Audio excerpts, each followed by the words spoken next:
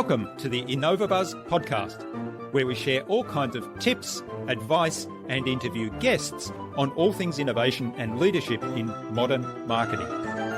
Each episode is a conversation with inspiring people who make wonderful contributions to our knowledge in these areas and spark curiosity and ideas to pursue. Join me, Jürgen Strauss from InnovaBuzz, and let's get into today's masterclass on this InnovaBuzz podcast.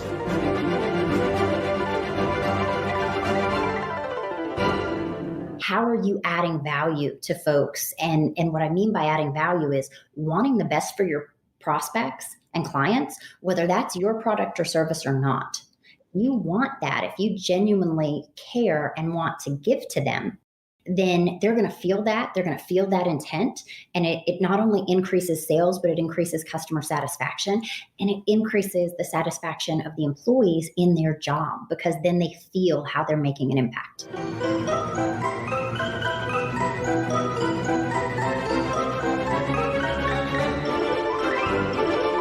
Hi there, Innovator. It's great to be back with another episode. I hope you've had an awesome week so far. And I hope you enjoyed my recent conversations with Nadine McGrath of Creative Content Co. and with Elsie Flennard of Enterprise Now. I'm really excited to have on the InnovaBuzz podcast today as my guest, April Shprintz. April is founder of Driven Outcomes. She has extensive experience as a TV news anchor for the US Air Force and subsequently enjoyed a highly successful corporate career in a variety of roles, where she says that the best part of her job was making the impossible possible, especially when everybody else had given up. April says that every significant step she's taken in her life was something someone said was impossible. So when someone tells her they haven't been able to overcome a limit, fulfill a dream, or reach their biggest goals, she gets really excited because she knows it's possible and she knows how to help. At Driven Outcomes, she has created a new category of business coaching, which she calls Business Acceleration. She helps business leaders and entrepreneurs achieve their goals in days, weeks, or months rather than the normal months, years, or decades. A quick promotional message from our sponsor, InnovaBuzz. We help coaches and consultants build professional credibility, engage their target audience, and connect with their ideal clients.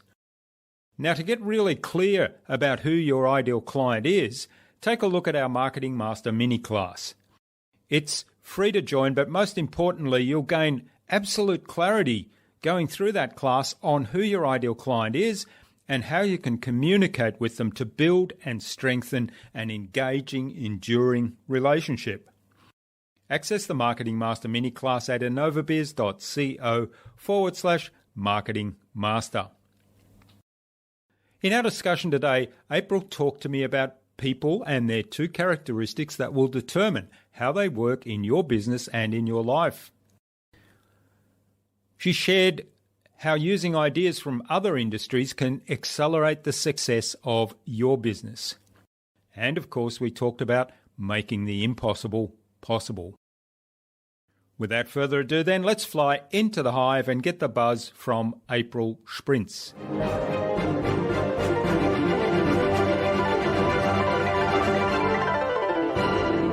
Hi, I'm your host, Jürgen Strauss from InnovaBuzz, and I'm really excited to welcome to the InnovaBuzz podcast today, all the way from the greater Atlanta area, Georgia, in the USA, April Shprintz, who's the founder of Driven Outcomes. April, welcome to the InnovaBuzz podcast. It's a great privilege to have you as my guest. Oh, thanks, Jürgen. I'm excited to be here.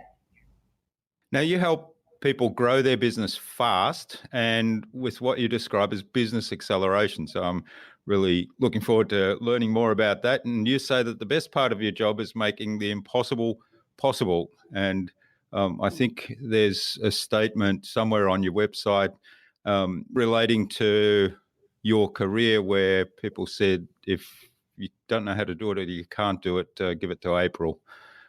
So basically where everybody else had given up, they brought you in.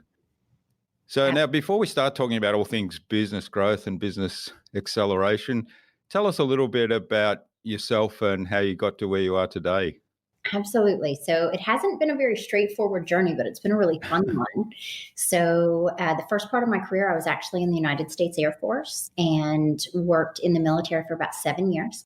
Then after that, I left and went into manufacturing and finance. And then after that, financial software, and then started my own company. So I've done a little bit of everything, it feels like, but it's been a great education for helping people in all sorts of different industries. Great. I'm curious. I mean, as someone that's had a corporate career and then headed off into my own adventure, or an adventure of my own making, shall we say, I'm curious, what was the trigger for you to move out of your corporate career and start your own business? So it's really interesting. I had just an amazing experience in corporate. I loved it. I really did. And I loved everything I did and all the people that I was working with. But I kept searching for something. There was something that was missing in what I was doing day to day.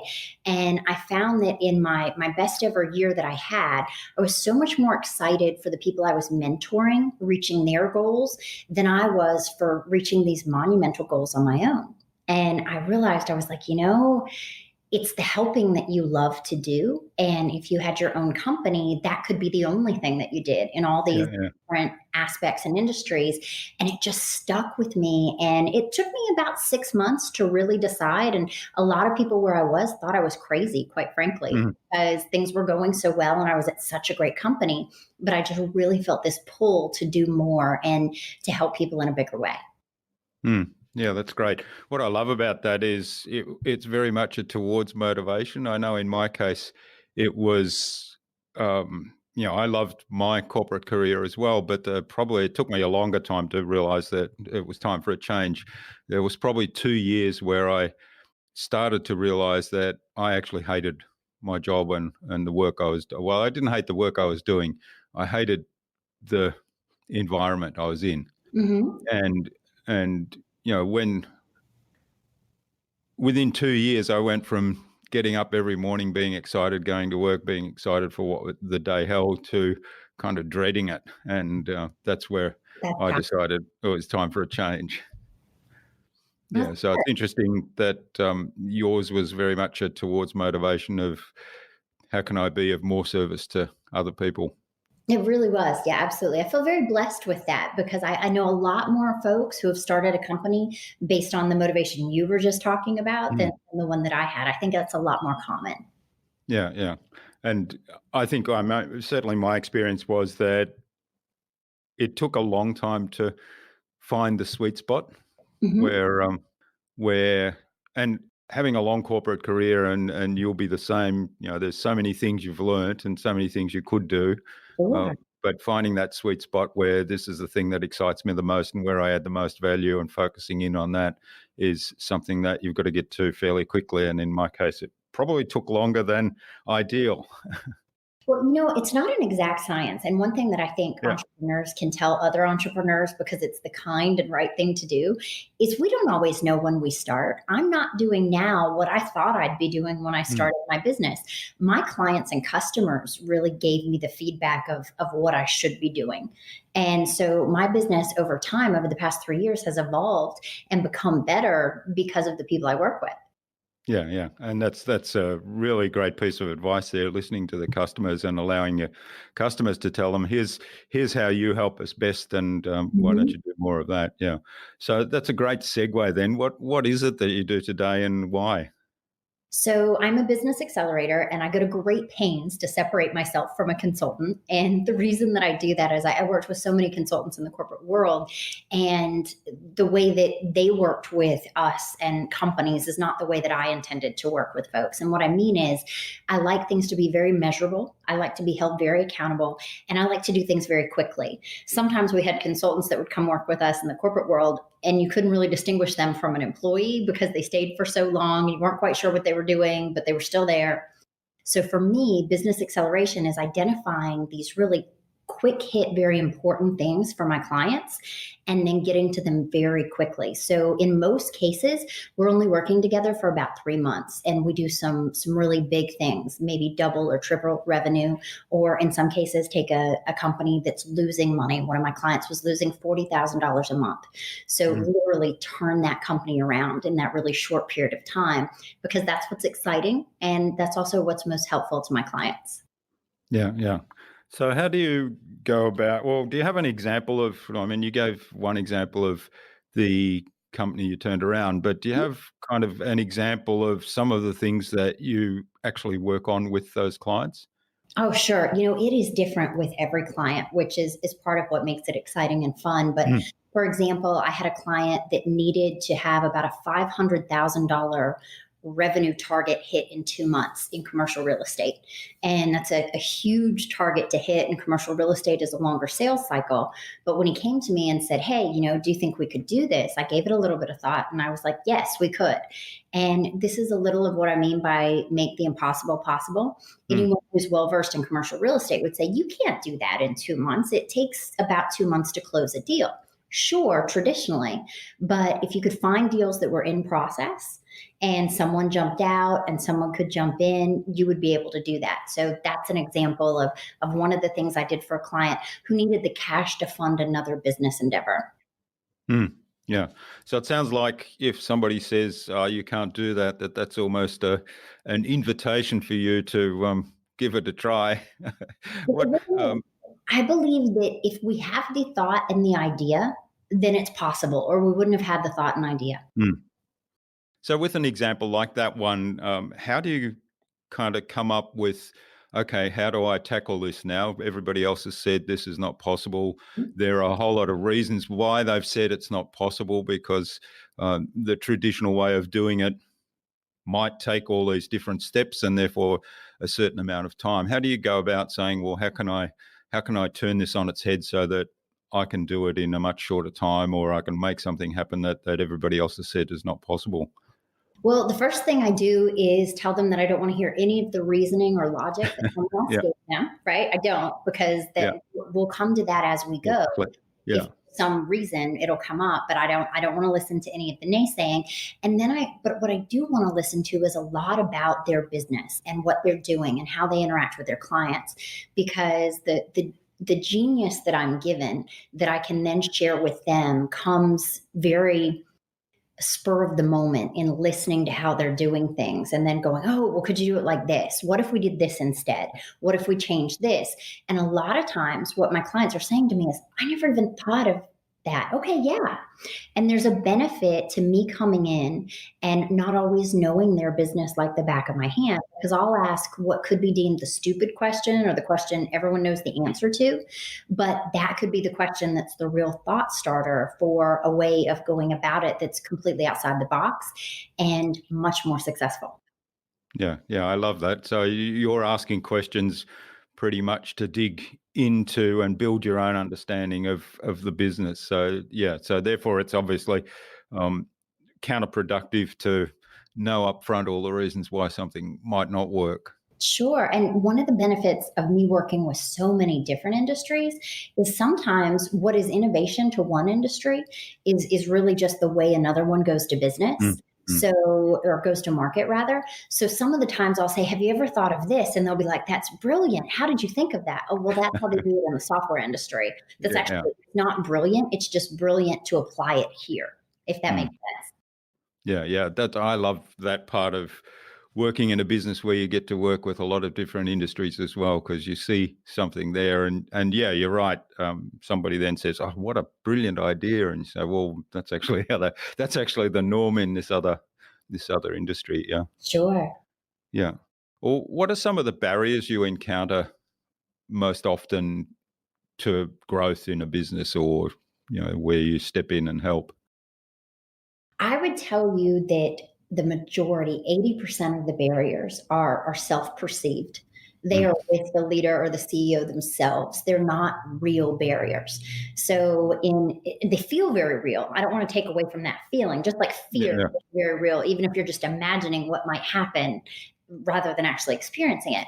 So most of them are really with the individual. So in helping them reframe and change the way that they're looking at things, and sometimes just having a new set of eyes that thinks that, oh yeah, we can absolutely do this. This is easy, is all it takes to help them reframe. Now, sometimes there are actual challenges, right? I have really old equipment and it keeps breaking down. And what do I do with that? Because I can't afford new equipment.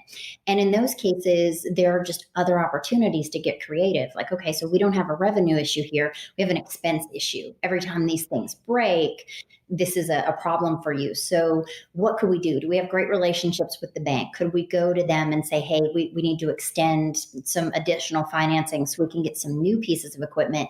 And what we're going to do is sit these to the side until they catch up with what they're worth. And then we're just going to sell them off. So really getting creative about what a perceived barrier is by imagining my client and helping them imagine themselves as the exception to every rule. If you were the exception, if somebody was going to do different just for you, how would this look? Okay, great. So let's assume that and let's go pursue those things. And it is amazing how many times, if you view yourself as the exception, so does everyone else. Yeah, that's a fabulous question, that one. What if you're different to everybody else? So here are the rules. This is why I can't do it. Well, what if you're different to everybody else? Yeah. Absolutely. I love it. Yeah. So, I mean, one of the things that struck me, you talked a little bit about fear there, and that fear is in your own mind. And I don't know why, but what came to my mind a few weeks ago, I was riding my bicycle with my daughter, and she took me through some hills, but it was in the suburbs. So there was traffic lights and traffic around, and it started raining. And we went down this fairly steep hill in the slight wet. And I started thinking, in the back of my mind, I was thinking, the brakes aren't going to be working real well in the wet. And what if I fall off here? Can't afford to fall off. And, this is a really steep hill we're going down. And, ultimately I got to the bottom of the hill. It wasn't a very pleasant experience, but I didn't fall off, and I got to the bottom of the hill. And you sort of prompted that there, because that was one of those experiences where you thought, everything was all the unpleasantness was going on in my mind, because ultimately I got to the bottom of the hill, and I might have gotten to the bottom of the hill without all the unpleasantness. And so it's all in your mind. Absolutely. It's interesting because it still, again, feels so very real. Yeah, absolutely. Dealing with big things that my entrepreneurs and leaders face that they're fearful of, I tell them, your fear is more painful than the actual experience would be if the worst thing happened. And it's true. And they're like, oh my gosh, I never thought about it that way. It's why for children, sometimes it's beneficial. You talked about bike riding. It's beneficial for them to fall off their bike because they realize it didn't hurt as much as they thought it would. And then their fear of riding the bike isn't as big anymore. Yeah, that's right. Well, I've unfortunately fallen off and hurt myself a couple of times. So that part doesn't work for me anymore. But yeah. Right. So, in terms of the mindset, do you do work on people's mindset in that kind of situation where clearly there's a fear of something going wrong, and like you say, the fear. I can give you an example where I'm with you on that bike ride. The things that I would be talking to you about is how long you've been riding a bike, how good you are at navigating even slippery situations, what a good bike you have, and the brakes that are reliable, and how we can modify the way that we're going down the hill, do it a little more slowly so we can be more cautious and make sure that we're safe. Right. So obviously it's going to be a little different in a business setting, but I feel like it's my role to reframe things and show people how, while your fears are very valid, here are all the reasons that if you choose not to, you don't need to be afraid, because we have a process and we have a way that we can attack this. And that's just the way I think anyway. And so it helps me to be able to guide them and point out different ways that they can look at it. I'm also certified in NLP, neuro-linguistic programming. So I can really help them with exercises to reframe the way that they see lots of things. Because if you're very fearful in your business, you're very fearful in other areas of your life usually as well. So you can really benefit from that as a whole person. Yeah, I love it. So one of the things I think and I'd be interested in your take on this with businesses, particularly the senior leaders and the CEOs. Often they're in situations where they have to make decisions. They've got people giving them advice, Mhm. but they don't really have anybody to talk to around this issue of, I'm worried that this might happen. I'm worried that I'm going to have to lay off workers. I'm worried that we're going to make a loss and I have to face the board, or whatever the fear might be. So is that something where you add a lot of value also? Absolutely, because sometimes just having someone who's objective and not in the situation that you can talk about with it, who may have seen the very same situation with other CEOs, with other companies. So I can say, look, here are different options that I've seen work that are helpful. And also, it's just a safe space to say, I'm scared. Because sometimes when you're a leader and a CEO, there's nowhere but maybe at home with your partner where you can admit to people, hey, I don't know what to do. Hmm. Though I would say that for me, just my advice to leaders would be to share some of that fear with your employees. Because if you are willing to be vulnerable and say, I'm concerned if I make the wrong decision, it can impact the team. This is really important to me. That builds a bond and a loyalty with your team that always being that tough guy or tough woman doesn't allow you to have. Yeah, and I think that's something that's gaining wider recognition, that opening up like that to the Mhm. team, and also it brings people on board in terms of being more open to share ideas, doesn't it? Absolutely. Well, because you create a culture where it's okay to be afraid, it's okay to make a mistake, which, as you know, right, you can't have innovation if it's not Yeah, okay to fail. It just, that's there's right. Yeah. no place for it. Yeah. Well, you mentioned culture there, and certainly the acceptance of making mistakes Mhm. to further innovation and to run experiments is comes back to a culture thing. So, um, how do you work with people? Because I know you talk about the keys being, well, one of the keys being culture, and we can come back Mhm. to the other keys. How do you start to turn around a culture in an organization where you see that there's issues there? You know, it's really interesting that you asked that, Jurgen. One of the things that I've realized just over the past short period of time, several months, is that what all of my successful acceleration clients have in common is their acceptance of this cultural idea that I have, which is the generosity culture, Mm, right? So it applies to every different area of your business. So if the company itself has a culture where, it's fear-based or people don't feel appreciated, they don't feel like there's upward mobility, then the first place I work on adding generosity to the culture is with leaders and their time and mentoring and feedback to the employees themselves. Or let's say, for example, there's a culture that this doesn't do well at gaining new prospects, new clients, etc. Then where I'd be focusing that level of generosity would be in the sales process. How are you adding value to folks? And what I mean by adding value is wanting the best for your prospects and clients, whether that's your product or service or not. mm. Because you want that, if you genuinely care and want to give to them, then they're going to feel that. They're going to feel that intent. And it not only increases sales, but it increases customer satisfaction and it increases the satisfaction of the employees in their job because then they feel how they're making an impact. Yeah, yeah. The what it prompts, the thought it prompted with me, what you just described, is all of that comes back to an abundance mindset versus a scarcity mindset. Because Absolutely. if the leader is prepared to spend time with these people, to mentor them, and to take time to listen to their concerns and issues, then that's like he's sharing his time. Mhm. And also the idea that everybody is valued here is more an abundance than a scarcity thing. And then in particular, and I mean, I love the whole approach of going to clients and saying, well, we do some of this stuff, but you'd be better served by this other person who's an expert in that particular area, and putting them onto that. So again, that's an abundance mindset, but that comes back to the understanding then that the client or the employee knows that you really care about them and their success. Absolutely. And the great thing is you can see this play out where it's not just the right thing to do, it's good business. In Mm, my own sales career, I had people who I said, you know what, based on your budget constraints and what you're looking to do, we're best in class in this. You don't actually need that, and you don't have the budget for it.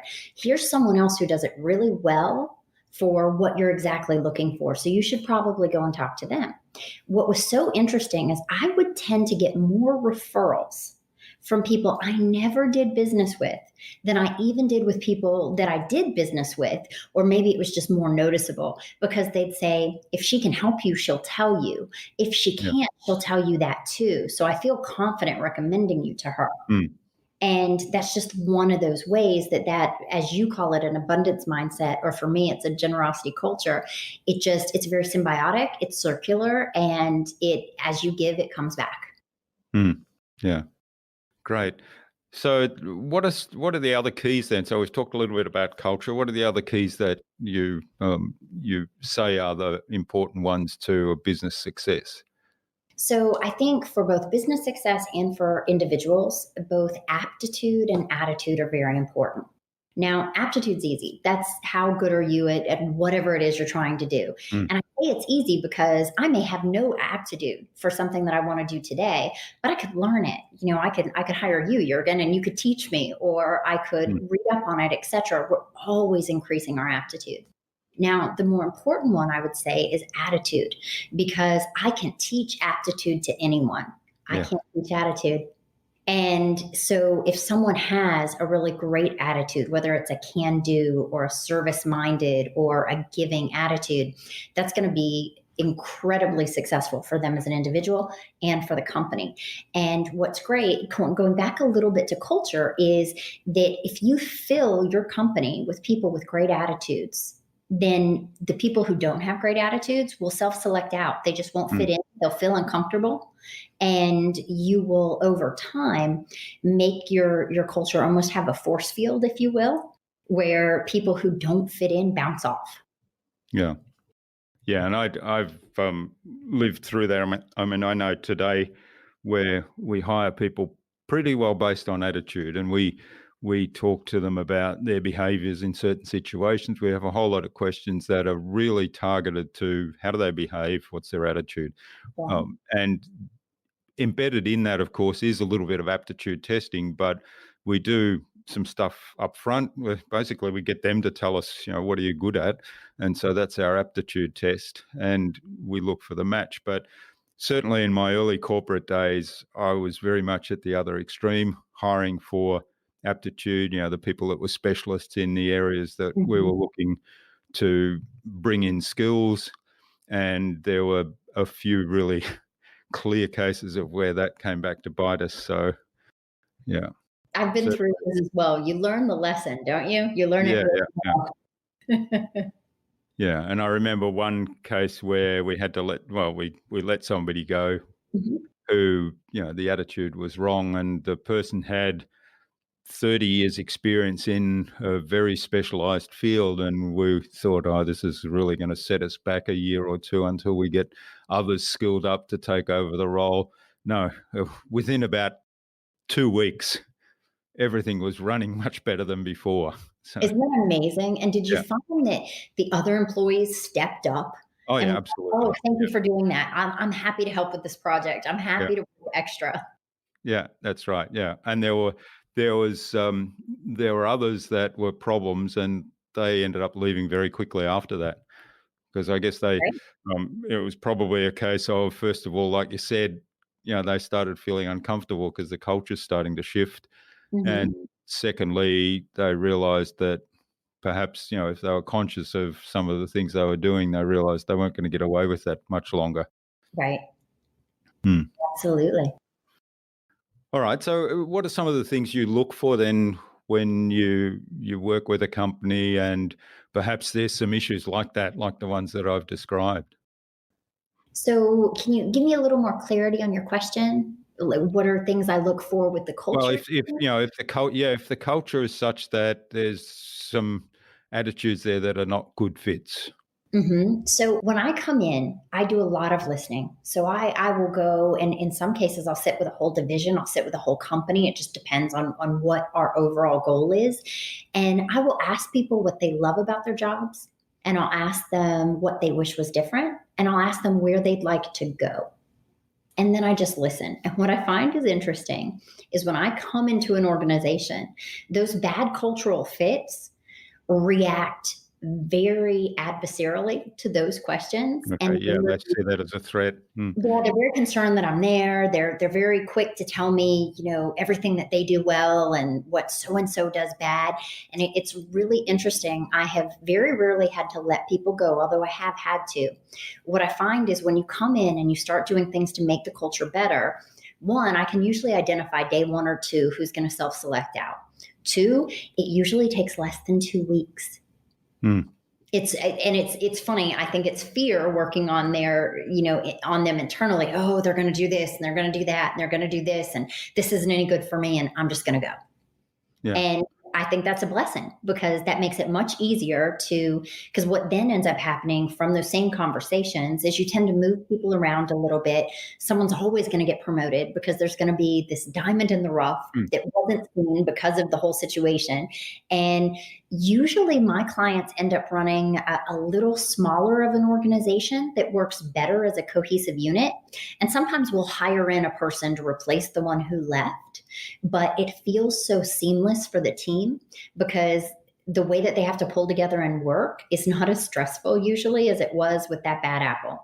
And I've some organizations that didn't have any bad apples, but probably 80% of them have had someone that was a rub for everyone and nothing had been done. Yeah. Often there are good people, but they're just not a good fit there in that particular organization or in the role that they're doing, and then that creates the stress, right? So Absolutely. yeah, so in that situation, you're actually doing them as much a favor as you are the client's business. Oh, yes. Well, the ones that I have actually let go of who didn't, like I said, self-select out, I have a list of things. I actually have it on my website as a download, characteristics that help you accelerate and characteristics that hinder.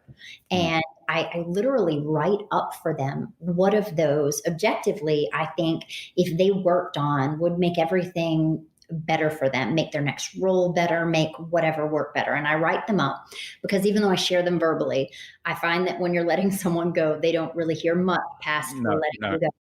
So I write that up for them. And what I sincerely hope is that they'll take a look at that objective measurement of behaviors that aren't serving them, not who they are as a person, but these behaviors that aren't serving them. And I would love to run into those people in a year or 2 and have them say, April, look, I'm in this amazing position. You guys were crazy to let me go. Look at what I'm doing. Because ultimately that's what you hope for people is that they find the place where they fit the best and they do the best work. Yeah, that's right. And I guess you said that letting people go, obviously that's an emotional situation for the person that it's impacting, and they're probably less inclined to listen to anything else you say. Absolutely. The hope that you have, and I guess there's a big question in that they take on board that feedback at some point later and then make the changes. It raises the question for me with the people within the organisation then, and they're doing change, they're undergoing change. Do you work with them, or how do you work with them to help them navigate that change? Oh, absolutely. So I really become part of the company that I'm working with. So I'm not just working with the leader or the CEO. I'm part of the organization. And because I'm just one step removed, they really do tend to open up and have a rapport and feel like they can share how they're feeling and what's going on with me, probably at a different and faster level than with other folks, because I'm not going to be there forever, but I am there with the intent to help. And it's unique for everybody. Everybody adjusts to change differently. Some people really like it. Some people wouldn't do it even if it was their idea. So it's really a very individualized way of helping them see the benefits to the change to them. And also validating that it is scary, validating the concerns that they have, and then helping them understand why those concerns are probably more fear-based than based in fact, so that they can go back to being calm and excited about their roles and what they're doing. Yeah, I love that. And also, you wrapped up there with feeling calm and excited about what they're doing. So it kind of ties everything back to an emotion and a state of well-being that obviously they would I'm guessing, obviously, that they would desire. Absolutely. Because we all Mm. want to go to work, right? We spend more time in our working lives than we do doing anything else except for maybe sleeping. But for most people, I think it's more on the work side. Yeah, that's right. So what a blessing to be excited and happy about what you're doing. Mm-hmm. Yeah, it's fascinating. I read something recently about change, and I thought that is a really brilliant way of thinking of it. So, for those people that say, "Well, I don't like change, and I'm no good at Mhm. change," and this pointed out that every single human being is an absolute brilliant change machine because we're changing all the time. So, we eat, and so our digestion is working. That's a change. We Right? breathe and when we're sleeping, our heart rate and breathing is very low. If we exercise, the heart rate and breathing goes up dramatically, which is a change. And so we're changing things all the time, and the reason for those changes are to basically look after the health of our body. So Right. I thought, next time somebody says to me, I don't like change and I'm not good at change, I will hit them with that as a very There you scientific go. explanation. Well, and I think people are not good at uncertainty much more than Yeah. they're not good at change, right? That's why change that we initiate, Jurgen, is a good idea Mm. versus change that is given to us is not, because we know what the end point is. Yeah. And I think it's that uncertainty that makes people so uncomfortable. Yeah. Yeah. That's a really good point. So, staying on the subject of change, and you pointed out, change imposed on us, how do you work with people that they don't have that feeling that this change is imposed on them? How do you get them involved, that they take ownership for the change and maybe even help drive it? Well, I think that in a lot of organizations, and this is what I mean by those diamonds in the rough, you're brought in by the leadership. But one of the things that's fantastic is that you can give a voice to the folks who are at the company who may have the best ideas about what should be happening, what changes we could do. And they're just either they're not asked that question or they don't feel like it's their place to say. So, Mm. for example, I get some of the best input for sales leaders from the people who work in client management, who aren't part of the sales process, who aren't part of the sales cycle, but they can give such valuable input based on what they learn from the clients once they're on their side of the house. So, for me, the way that I get people involved in the change is to make it a larger group conversation and have some of that cross functional Mm. organizational talks that we talk about having, but we don't actually have, and Yeah. make them fun and brainstorming sessions where there are no bad ideas, there are no bad things to say. And I'm happy to lead that and say the first dumb things so that everybody feels Mm. calm and like, okay, this is a safe place. Yeah, yeah, yeah. That's great. I love that. And I certainly in larger companies where there's different departments and an organizational structure, often you get this effect of silos, and that's sales job, and that's customer um, service job, and that's a marketing job, that's a research job. And I know from my experience, those things are always really bad. And when you can bring those different departments together and have them asking those kind of questions like, why do you do this in the other department, that Mhm. it opens up a whole range of new possibilities. Or even the handoffs between one department and another one is an area that's a, a real trap for inefficiencies.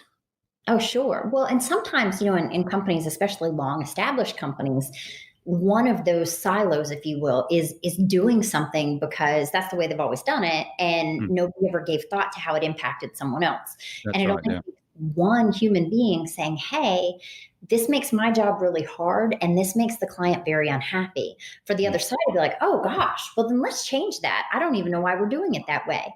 mm, Whereas if it isn't this person to person communication, that might stay the same way for 10 years, 20 years. yeah. Yeah. And then people are unhappy because they complain about that other department is doing all these things, and it makes our life more Mhm. difficult. And we've got to talk to the customer who's unhappy about it, and we've got to bear the brunt of their annoyance. Yeah. Or sometimes it can't be changed at all. And there's actually a really good reason it's done that way, even though it's uncomfortable for everyone. But if you know that, you have that knowledge and you can explain that to the client, even if they don't like it, their understanding raises and they can be happier about it. They may not be ecstatic, but they're like, okay, that makes sense. I still don't like it, but I understand. Yeah. It's great. Yeah. So do you help people work through some of those things in terms of a systems approach and working on their processes? Oh, absolutely. Because what I find is that a lot of the people that I work with, so I often am working with businesses, either very large businesses or entrepreneurs that are at $2 to $10 million a year in revenue. And a lot of times, very talented people get to that level without any processes or any procedures. They're just talented and they're flying by the seat of their pants, which is great to get them there. But in order to scale, they've got to have those processes in place. And again, I draw on my military background and manufacturing and finance to say, hey, this will make this much easier and repeatable, because that's what I'm looking for a lot of my leaders, for them to have repeatable processes that don't always require them, because it frees up their time to be strategic, to have the big ideas, to do the things that will reinvigorate them about even leading the company. Yeah, that's a great point. And there's a lot of entrepreneurs, I think, that get into the situation of they have their hand in everything and nobody else really knows how to take an activity on board fully from beginning to end. And it all depends on the entrepreneur. And if they're ill, then things go south. And if they decide that they want time off, well, basically they don't take time off because they can't afford to. Right. And so bringing in those processes actually does has a huge impact on everyone in the organization, right up through the CEO. Well, and it empowers them, because sometimes when a leader won't give up certain tasks, the other people in the organization can't see how they can continue to grow. And for a lot of really good people, they need, even if they want to stay in the same position for the rest of their life, they need to know that things will change, that they can learn things, that they can have some new variety to their day-to-day working life. So allowing that CEO to pry their fingers off of some of it gives more for the other employees. And they tend to surprise them, and they're like, wow, I didn't know that Susan was so amazing at, reaching out to nonprofits to offer our services or whatever it is. And it's great for Susan, but it's great for the CEO too. Yeah. So everybody grows and the business grows as a result. Yeah. Right. Because if we don't grow, we die. Right. I mean, like stagnation is really a precursor to death. Yeah. You did talk about culture a little bit earlier, though, and I'm often amazed that growth is not part of a business culture, particularly with these young businesses that are, they are looking to grow, but growth is not part of the culture, and so they don't have this mindset of it's not just about growing our business numbers or growing our sales or getting more customers on board. It's about growth through the whole organization, and that means growing the capabilities and the responsibilities of each employee as well. Mm-hmm. All right. Well, this is fascinating, April. I could go on for ages, and we haven't touched on some of the areas that I know you work on, but I think it's a good point to move on to the buzz because time is getting away from us a little bit. The buzz is our innovation round, and it's designed to help our audience who are primarily leaders and innovators in their field with some tips from your experience. So we've got 5 questions. Oh, And I'm excited. hopefully you'll inspire the audience to go and do something awesome today. Oh, I love it. I wish I had a buzzer. All right. So what's the number one thing you think anyone needs to do to be more innovative? I think that they need to quit being afraid to fail and think that failure is just the next step on your way to success. Yeah, I love it. Yeah. Failure is the next step on the way to success. Yeah. Good analogy. So what's the best thing you've done to develop new ideas? To develop new ideas is talk with people who do things I don't know anything about.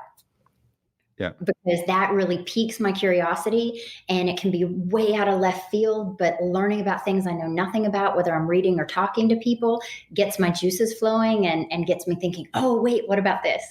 Mm, mm. So comes back to what you were talking about earlier, applying something from one industry to another industry. So this is your place to discover those new things, and suddenly you connect them with a problem that you might be having, or an answer that you're looking for. Mm. And they don't have to be industries. It could be art. It could be go see a show. It could be go watch a woodworker, just things that are out of your normal routine. Mm. I really think it gets those creative juices flowing. Yeah, great. Love it. Do you have a favorite resource that you use most often? Favorite resource that I use most often? That's a good one. I would honestly say that I don't ever have a favorite that lasts for long. I am always looking for that new amazing thing. Right now, I love anything that Brene Brown is putting out, which you heard Mm. me talking about Yeah, vulnerability, yeah. because I think it's really remarkable. And there's also a gentleman out of Australia by the name of Mitch, who is phenomenal, Mitch Harper. And so I am always going to someone who knows a lot about something I haven't learned. Mm. Yeah, I love Brene Brown's work. I'm not familiar with Mitch Harper, so I'll have to go and look him up. Oh, you need to. He's a great guy. Yeah, yeah. All right. What's the best way to keep a client on track? Accountability is a good one. And one is to listen to what they're not saying. So what I find is interesting is if someone has resistance to doing something that they know they need to do, there's always a really good reason for it. And it's usually the fourth or fifth one they would tell you. Yeah, yeah. So asking why a lot of times is a good way to get to that, isn't it? Yeah, Mm. or just help me understand what you feel about this, because sometimes why feels a little confrontational. Yeah, yeah, that's a good one. That's directly from NLP, isn't it? It Yeah. is. I'm curious. How does that work for you? Yeah. Mhm. What's the number one thing anyone can do to differentiate themselves? Do what they're passionate about. Because if you are passionate, if you are pulled to it and you are excited about it, you will be different, because most people aren't terribly excited about what they're doing. Mm. And that will make you this beacon of light that people just gravitate towards. Yeah, yeah. That's great advice, but of course it does raise the question of how do those people that are not clear about what they're passionate about, how do they discover that, which is probably another podcast episode. So, right, I have a very quick idea. One of the things that you can do is think to yourself everything you appreciate about what you are doing. Mm. If you focus on the things that you do like about where you are, you'll be amazed at the creative ideas that will come to you that could lead you to that next place. Because I find that anyone who makes a change, some of it is leaking into where you are today, right? Even before I started my company, I was helping and mentoring other salespeople, other leaders. Mhm. And that creeped into what I wanted to do ultimately. So if they can find the time and make the conscious effort to appreciate even little things about what they're doing today, that thing they're really passionate about will sneak up on them. Yeah, yeah, yeah. That's a great way to look at it because, like you said, um, we have some free time, even though people might be employed and they might have a very demanding job in terms of what they need to achieve, but there's still some level of choice somewhere in there, and then the choices they make often will reflect the things that they enjoy doing. Absolutely. Great. All right. Well, thanks, April. This has been really great. Now, where can people find out more about you and maybe even get in touch and say thank you for what you've shared today? Oh, sure. So my website, drivenoutcomes.com, and it's a great way to get in touch with me. There's also a lot of free resources on the site, worksheets and videos and things. So people can absolutely help themselves to those. And if they want to, they can even sign up to do a 3-call process with me, completely complimentary. And it is not a sales process, just to give them an idea of where they are in their business and what their most logical next step would be to really accelerate. Yeah, I found that fascinating that you do a 3-step free call there, which is quite unusual. It is, but it is also, it's part of that generosity culture, right? I want to give you something that would be useful to you. And honestly, Jurgen, it's a lot of fun. Yeah. Yeah. Yeah. Well, the benefit is that you kind of learn a lot more about challenges and what might work because you typically you'll get a lot of information in one call, but Mhm. then if you give some advice or make some suggestions, you don't end up after just one call understanding, whether the person's applied those and what the outcomes were. So if you do 3 calls, you're probably getting some feedback as to, well, I did this and here's the Mhm. result that worked or it didn't work, or this happened and this didn't happen. Absolutely. And here's what's already happening. And Mm. that's a big part of the fun. Yeah, yeah. All right. Well, that's great. Now, what parting number one piece of advice would you like to give the listener, particularly for those that want to be a leader in their field and a leader in innovation? So, that same thing about failing. Think of failure as this step that you take on the way to being really successful. If you are not afraid to fail, it is unimaginable the things that you can do. And as a leader, if people see you embrace failure, they're going to look up to you and be more loyal to you and feel like they too can be innovative and follow in your footsteps. And I think you could have an amazing organization. That's great advice. I love that idea of failure being a stepping stone on the way to success. Yeah. Absolutely.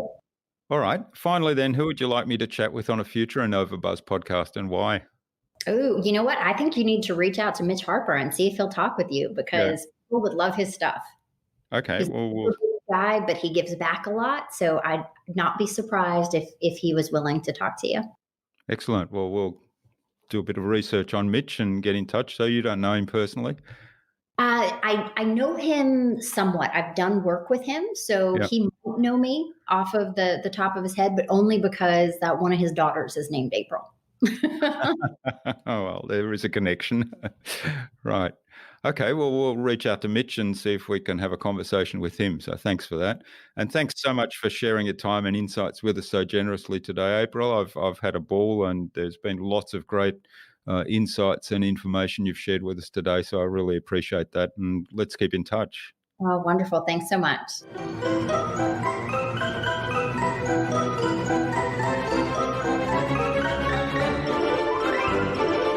Wasn't that a fascinating and insightful conversation with April? I hope you enjoyed it and took something away from what she shared with us. One of my takeaways from this episode was the reframe that April did around failure. That is, that failure is just one step on the way to your ultimate success. I'd love to know what you took away from April's episode.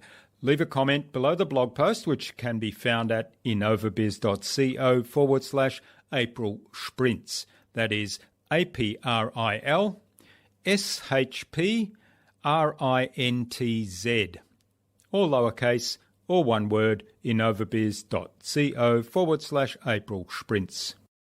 You'll also find contact information for getting in touch with April there, as well as links to the Driven Outcomes website and her very generous offer of the 3-part acceleration profile, as well as the other resources we spoke about in today's conversation. April suggested that we have a conversation with Mitch Harper of Insane Growth on a future InnovaBuzz podcast. So Mitch, keep an eye on your inbox for an invitation from us to the InnovaBuzz podcast, courtesy of April Shprintz. Remember to check out our Marketing Master mini class at innovabiz.co/Marketing Master. It's completely free and accessible without even giving away your email.